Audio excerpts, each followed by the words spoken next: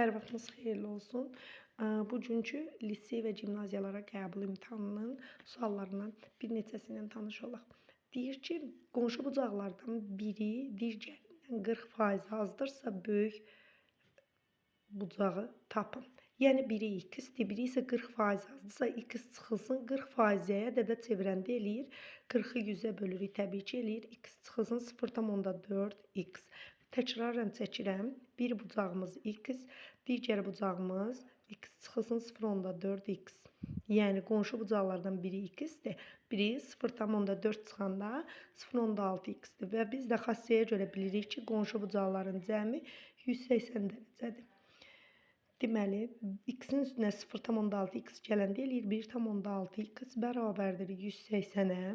Hər tərəfini 10-a vuraram. 16x bərabərdir 1800-ə.